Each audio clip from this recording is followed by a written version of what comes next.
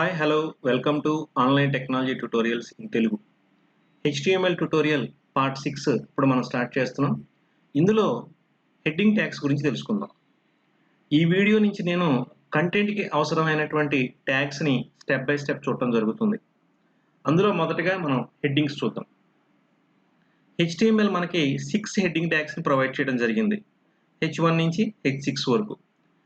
ఈ heading tags యొక్క ఉపయోగం ఏంటి అంటే ఇది రెండు రకాలుగా తెలుసుకోవచ్చు. ఒకటి డిజైనింగ్ పాయింట్ ఆఫ్ వ్యూలో హెడ్డింగ్ని ఉపయోగించుకోవటం, రెండు గూగుల్ SEO పాయింట్ ఆఫ్ వ్యూలో హెడ్డింగ్స్ని ఉపయోగించుకోవటం. హెడ్డింగ్ వల్ల ప్రైమరీ యూజ్ ఏంటి అంటే రెండు పదాలు ఇక్కడ మనం తెలుసుకోవాలి. ఒకటి ఐడెంటిటీ, రెండు యాక్సెసిబిలిటీ. మీరు మాన్యువల్గా కూడా ఏదైనా నోట్స్ రాసినప్పుడు హెడ్డింగ్స్ లేకుండా గనక నోట్స్ రాసుకున్నట్టయితే జస్ట్ అందులో ఉన్నటువంటి ఆ కంటెంట్ చదవకుండా అది దేనికి సంబంధించింది తెలుసుకోగలమా అండి? తెలుసుకోలేము. కాబట్టి దాన్నే మనం ఐడెంటిటీ అంటాం.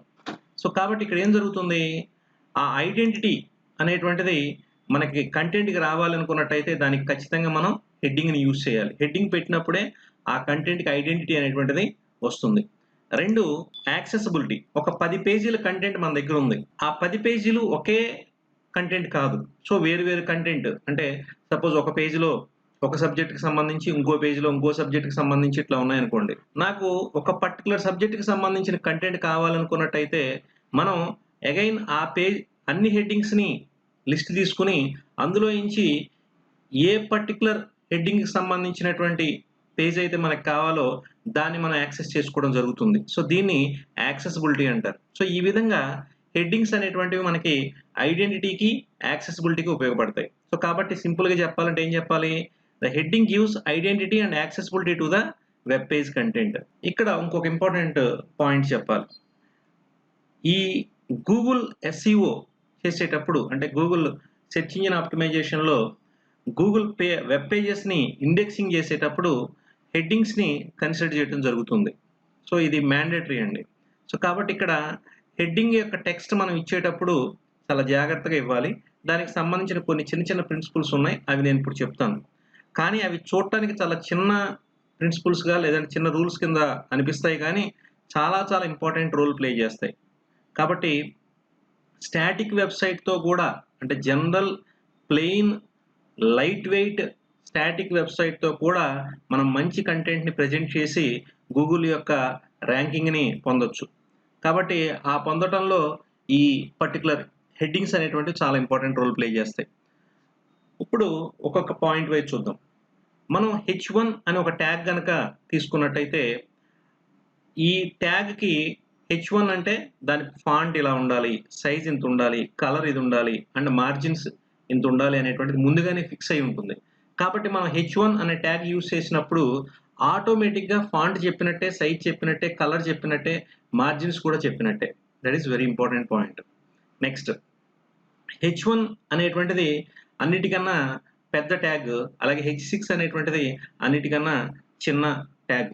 కాబట్టి మీరు H1 నుంచి H6 వరకు ఉండేటువంటి ట్యాగ్స్ని ఒకసారి వ్యూ చేసి మీ పేజ్ యొక్క కంటెంట్లో ఎక్కడ పెద్ద ఏ సైజ్ ట్యాగ్ కావాలనేటువంటిది మీ యొక్క లుక్ అండ్ ఫీల్ని బట్టి, అట్లాగే ఆ కంటెంట్ యొక్క ఇంపార్టెన్స్ని బట్టి మనం స్పెసిఫై చేయాల్సి ఉంటుంది. నెక్స్ట్ ఇంకొక SEO రూల్ ఒకటి మనకి ఇక్కడ ఉంది. అలాగే ఇది జనరల్గా కూడా నాట్ ఓన్లీ ఫర్ SEO, జనరల్గా కూడా మనం ఫాలో అయితే మంచిది. ఏంటంటే అది ఒక పేజ్కి H1 ట్యాగ్ అనేది ఎప్పుడు కూడా ఒకటే ఉండాలి. అంటే జనరల్గా ఇది ఎలాంటిదంటే ఒక బాడీకి హెడ్ అనేది ఒకటే ఉండాలి అనేటువంటిది ఎలా అయితే ఒక ఇంపార్టెంట్ రూలో, సేమ్ ఇక్కడ కూడా H1 అనేది ఎప్పుడు కూడా ఒకటే ఉండాలి. ఎందుకనంటే కంటెంట్ మొత్తాన్ని రిప్రజెంట్ చేసేటువంటి H1 ట్యాగ్ ఎప్పుడు కూడా ఒకటే ఉండాలి. ఎందుకంటే ఒక కంటెంట్ గురించి చెప్పేటప్పుడు రెండు రకాలుగా చెప్పకూడదు. ఈ కంటెంట్ మొత్తం ఒక పర్టికులర్ కాన్సెప్ట్కి చెందింది అని చెప్పాలి మనం.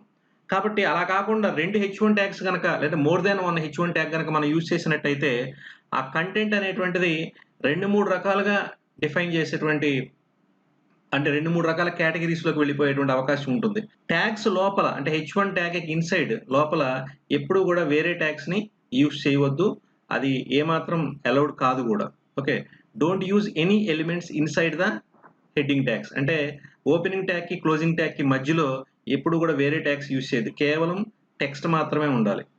Next once H1 is used it is not allowed to use again in the same page as per SEO. ఇది ఆల్రెడీ మనం పైన చెప్పాను మీకు నేను. అట్లాగే డిపెండింగ్ అపాన్ ద కంటెంట్ యొక్క నేచర్ని బట్టి మీరు ఆ సబ్ హెడ్డింగ్స్ని కానీ లేదా పారాగ్రాఫ్స్ యొక్క హెడ్డింగ్స్ని కానీ H2 నుంచి H6 వరకు ఉండేటువంటి ట్యాగ్స్ను ఉపయోగించి ఎన్నిసార్లైనా మీరు స్పెసిఫై చేసుకోవచ్చు. SEO పరంగా ఈ H1 నుంచి H6 వరకు ఉండేటువంటి ట్యాగ్స్లో 3 ట్యాగ్స్ అంటే first 3 tags preferable for indexing. అంటే ఇండెక్సింగ్ అనేటువంటి ప్రాసెస్ H1, H2, H3 హెడ్డింగ్స్ని కన్సిడర్ చేయడం జరుగుతుంది జనరల్గా. కాబట్టి మీరు మ్యాక్సిమం పేజీలో ఫస్ట్ 3 ట్యాగ్స్నే యూస్ చేసుకోవాలి ఇండెక్సింగ్ పాయింట్ ఆఫ్ వ్యూలో. అంటే ఏ కంటెంట్ అయితే మీరు ఇండెక్సింగ్ అవ్వాలనుకుంటారో ఆ కంటెంట్కి H1, H2, H3ని యూస్ చేసుకుని నాన్ ఇండెక్సింగ్ కంటెంట్కి మిగతా వాటిని యూస్ చేసుకోవచ్చు. అది ఇక్కడ మనం ప్లే చేసేటువంటి ఒక ట్రిక్ అనుకోవచ్చు. తర్వాత హెడ్డింగ్లో ఉపయోగించేటువంటి టెక్స్ట్ ఏదైతే ఉంటుందో ఆ టెక్స్ట్ ఏముండాలి అంటే heading text must include important keywords related to the content of the page. ఇక్కడ ఈ కీవర్డ్స్ అనేటువంటి ఒక కాన్సెప్ట్ మీకు SEOకి సంబంధించింది. అసలు మనం ఏ కీవర్డ్ యూస్ చేయాలి అనేటువంటిది చాలా కీ రోల్ ప్లే చేస్తుంది ఇండెక్సింగ్లో. ఇక్కడ కీవర్డ్స్ అంటే ఏంటంటే the most appropriate words which represents the content. అంటే మీరు పేజ్లో రాసేటువంటి కంటెంట్ ఏదైతే ఉంటుందో ఆ కంటెంట్కి అప్రోప్రియేట్ వర్డ్స్ ఏవైతే ఉంటాయో అవే మీరు యూస్ చేయాలి. సపోజ్ మీరు తెలుగు మూవీ న్యూస్ గురించి చెప్తున్నారు. సో తెలుగు మూవీ న్యూస్ కంటెంట్కి హెడ్డింగ్లో కూడా తెలుగు మూవీ న్యూస్ అనేటువంటి కీవర్డ్స్ వచ్చేటట్టుగానే రాయాలి. అంటే కంటెంట్ ఏదైతే ఉంటుందో అదే. నెక్స్ట్ సపోజ్ తమిళ్ మూవీ న్యూస్కి మీరు తెలుగు మూవీ న్యూస్ అని చెప్పని పెట్టకూడదు. సో కాబట్టి ఇక్కడ అలాగే సపోజ్ తమిళ్ మూవీ న్యూస్ అని ఉందండి, దానికి తమిళ్ అనేటువంటి వర్డ్ తీసేసి మూవీ న్యూస్ అని పెడితే అప్రోప్రియేట్గా ఉండదు. సో కాబట్టి ఇక్కడ యాక్యురసీ అనేటువంటిది కావాలంటే అంటే ఎగ్జాక్ట్ ఇన్ఫర్మేషన్ ప్రజెంట్ చేయదలుచుకున్నట్టయితే కంటెంట్కి సంబంధించినటువంటి మోస్ట్ అప్రోప్రియేట్ వర్డ్స్ని మనం యూజ్ చేయాలి. రైట్. ఇప్పుడు ఈ కీవర్డ్స్ అనే దాని గురించి ఒక పాయింట్ చెప్తాను.